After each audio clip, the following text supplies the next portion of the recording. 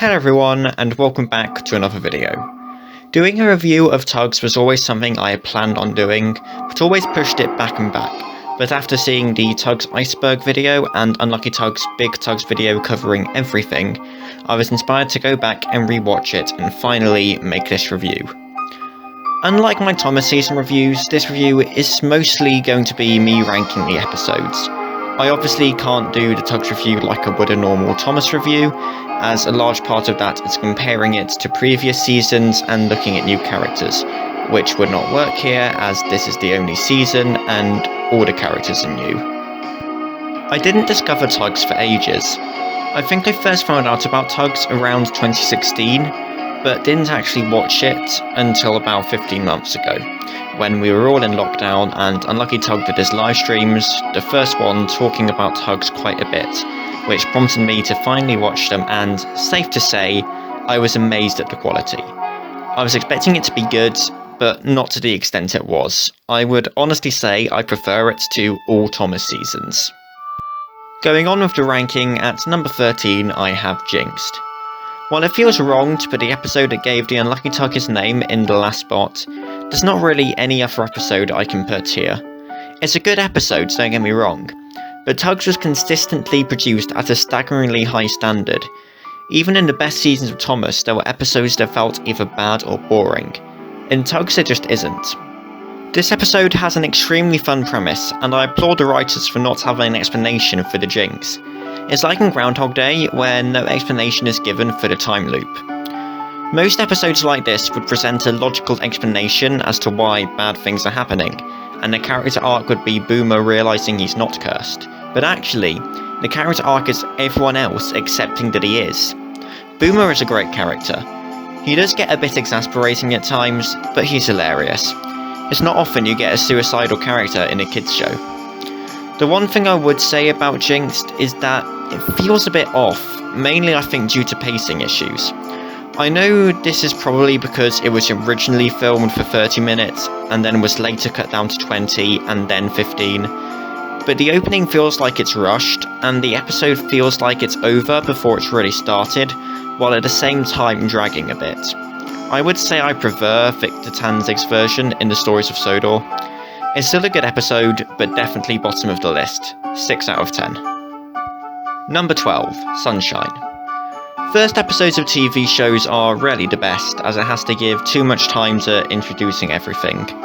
While this episode handles it very well and doesn't suffer too badly, it is still affected, and with the quality of its competition, that's enough to earn it a low spot.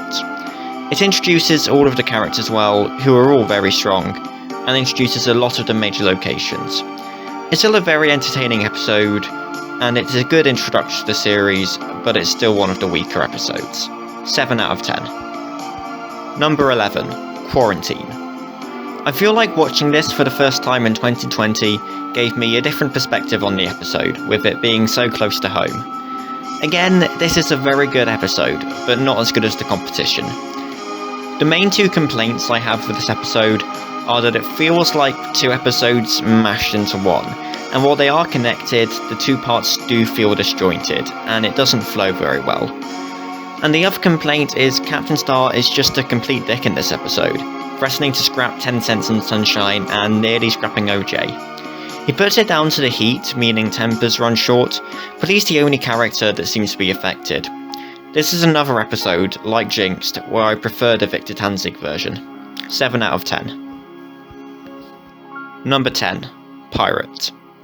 It feels sacrilegious placing this at 10 after Unlucky Tug ranked it second, but all of the, comparatively speaking, duds are out of the way, and all the remaining episodes are at least 8 out of 10. It was really brave of Mitten and Cardona to make Pirate and High Winds. Episodes like Munitions are dark, sure, but in that episode you kinda knew what to do if you were in that situation, and it would have been over and done with quite quickly.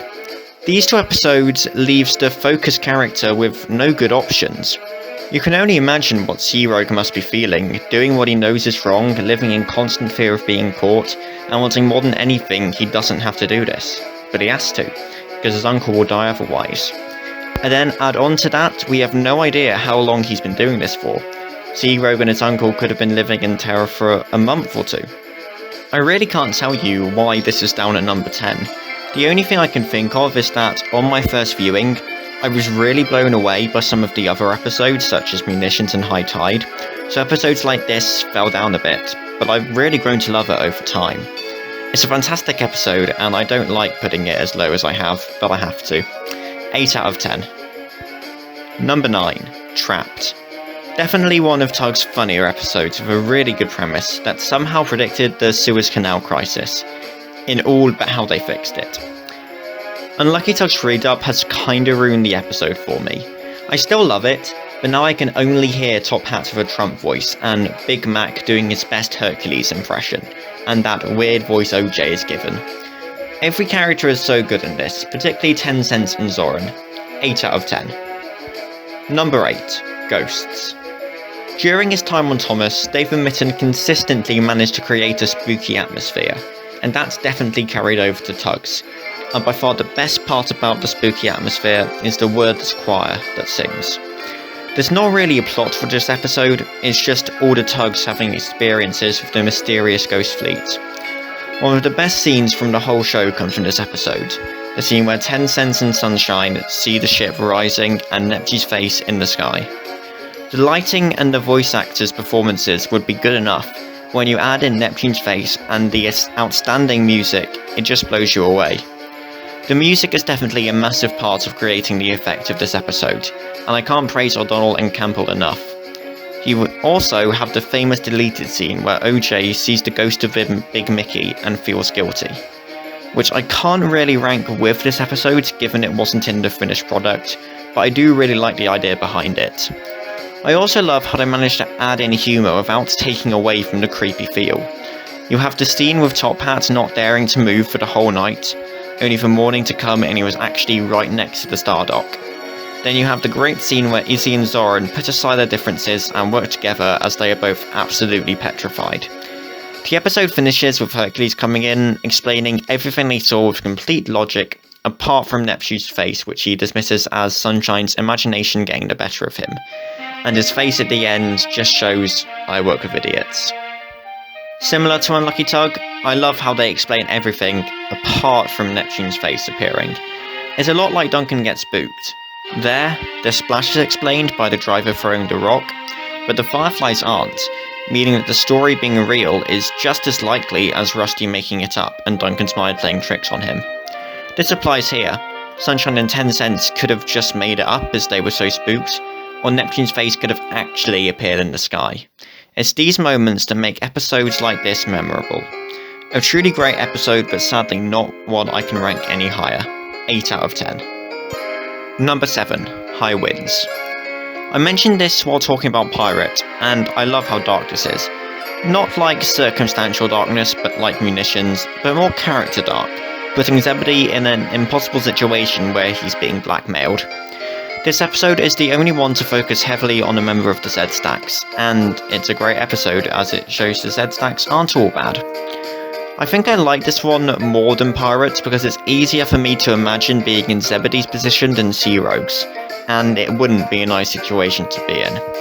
I'm amazed they let a blackmail storyline be used, but then most of the episodes wouldn't be allowed in 2021. Also, Hercules gets a prominent role as he and Zebedee catch Johnny Cuba, so that's a plus. 8 out of 10. Number 6. Big Freeze. Another Hercules prominent episode. I really like this episode as it's a race against time to get Lily's light working, and the stars have to think of a way of buying more time to allow 10 Cents and Sunshine to arrive. And this episode also shows a rare occasion where Zoran sides with the stars ahead of his own fleet. All the characters are so strong in this, but especially Warrior. He's so good in this episode. He has 2 ideas to get Vienna in, and it's really sweet how happy he is that he's collected garbage from Vienna. And then we have this great line that's a great end for both Warriors and Top Hat's characters.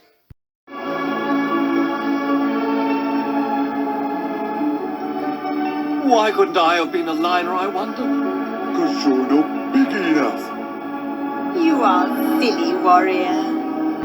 And it finishes with that beautiful song that is the perfect end to Tugs. A perfect ending to the show. 9 out of 10. Number 5. Warrior. I can tell you were all waiting to see where this would come. Unlucky Tug's least favourite episode, and here it is at number 5 on my list. I can agree with most of what Tug said. The reason it's up here is that I like episode with tense action scenes in, and Tencent's Top Hat, Lord Stinker and Warrior saving Izzy fits that category. I also like how it presents another moment where stars and zeros are on the same page. While Zip and Slug don't actually help Tencent, it's very clear Zip wants to and moves to help him before Zug stops him. I can accept that this isn't the best episode, but I love Warrior. He's my second favourite character behind Hercules, so I love this episode. 9 out of 10. Number 4. Regatta. 2 pretty big plots and 2 subplots all would happen in this episode. Usually that would be a bad thing, as it would lead to it being disjointed, but the fact we have a 20-minute cut for this helps it out. Rather like Quarantine, the 2 major plots don't have a very strong link. The first one, Lily Nearly Stinking, ends pretty quickly and kinda flows into the second plot, which is Grampus nearly getting blown up, which Grampus sounds way too happy about. While it was a complaint in Quarantine, I think it actually works better here. I don't know if this was the writer's intention, but the whole Lily plot feels like a build-up to the Grampus plot, with Grampus saving Lily giving the audience another reason to think that the Navy's treatment is unfair, and another reason to root for the stars. The scene where they say Grampus would be good enough on its own, but a voice cast, particularly Top Hat, just gives it that extra edge. We also love the scene where Zoran just completely backs down from his argument as soon as Hercules shows up. In case you haven't noticed yet, I really like Hercules. On top of that, you have a Warriors subplot and the whole "there ain't no garbage" scene. A great episode. 9 out of 10. Number 3. Upriver. Big Mac gets a big role in this episode, and I wish we got more episodes about him. You have High Tide, but that's more of a Top Hat episode. And then Warrior is probably Big Mac's only other major role, and that episode, as you can tell from the title, is about Warrior. Big Mac is a very hard-working character who knows a lot about harbour work due to his vast experience.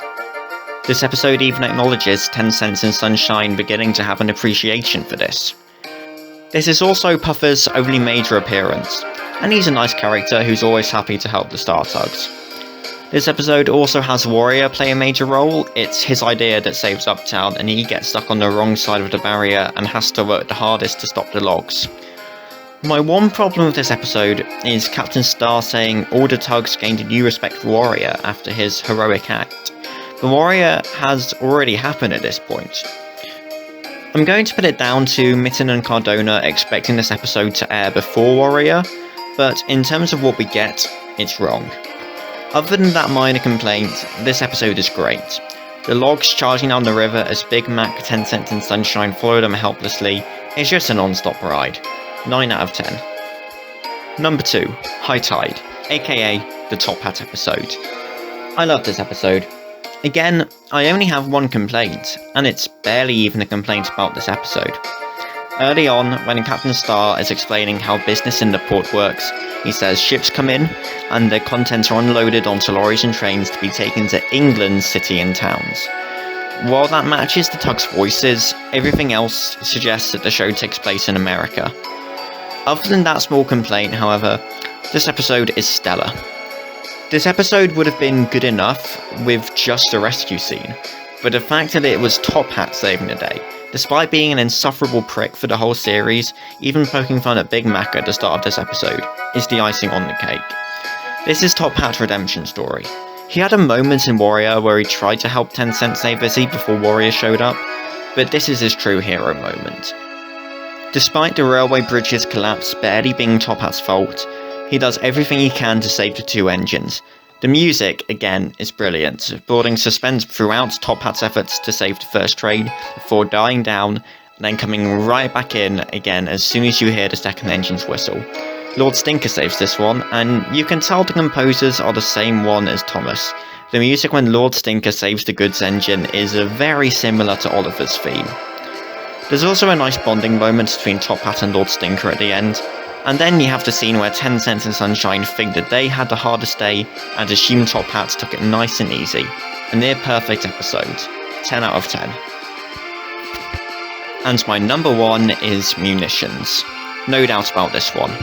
Munitions is by far the best episode in the show. Even at the start of the episode, way before the action happens, you can tell something's not right and something is going to happen. We already met Bluenose in Regatta, but he seemed okay in that episode. He's still very militaristic, but the kind of Tug who, if needed, would listen to common sense. That all gets thrown out the window here. He starts the episode bellowing orders to anyone, whether they're listening or not. Then we get to the night scene and the episode really gets going. Bluenose gets impatient and orders the others to move so he can go, when OJ says it's dangerous to move a barge when it's being unloaded. Even more so given what's in the barge. I like this moment as Zoran defends OJ in front of both Bluenose and members of his own crew. 10 Cents then arrives and says the schedule says it's him next, but Bluenose still goes on ahead and tries to knock the barge out the way, which, given it's filled with munitions and explosives, starts a fire and all hell breaks loose. From here to the end of the episode is the craziest sequence I've ever seen in a kids show. The fact this was even allowed blows my mind.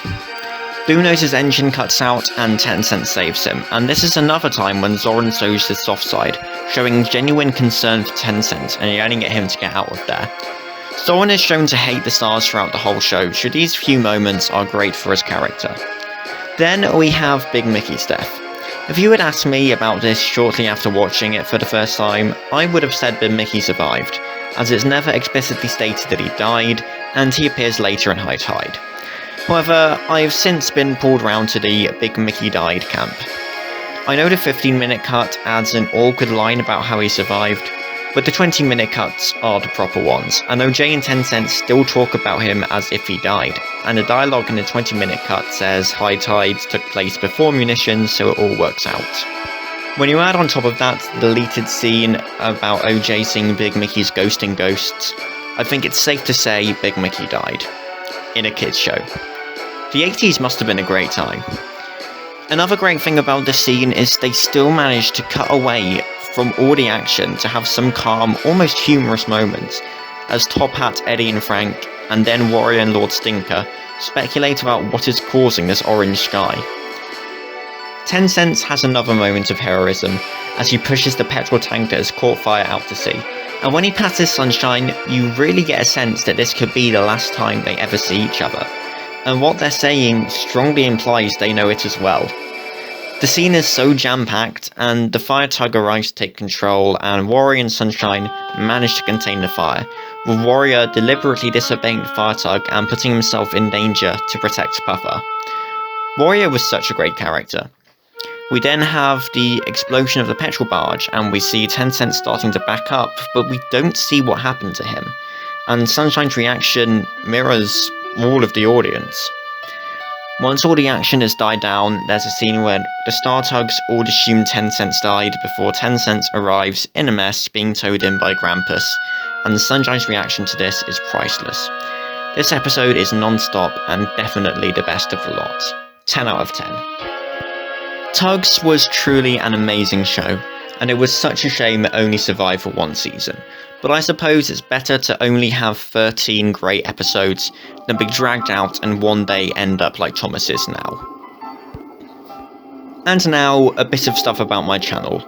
I put out a community post on Tuesday explaining some things, and I'm going to repeat what I said here. I've started year 13 at school, and the amount of free time I now have has drastically reduced. Weekly uploads are definitely not going to be a thing for a very long time. I aim to have at least one and hopefully 2 more videos up by the end of the year. I have a pretty big plan for my channel next year. I have a 10 video long project, uploading once a month starting in January, and I've already written scripts for the first 2 videos. And I didn't say it in my post, but this project is going to be mainly about Tugs. 9 of the 10 planned videos being about Tugs, with only 1 being about Thomas. My current aim is to upload twice a month, 1 video as part of the big project, and another more regular upload. I do want to get back onto doing my Thomas season reviews at the very least, but no promises. Twice a month is my aim, but once a month is what is likely to happen. Thanks everyone for watching and bearing with me through this spell of no uploads. Make sure to leave a like and subscribe to the channel if you haven't already, and comment down below what your ranking of the Tugs episode is. But that's all for today. I will see you next time.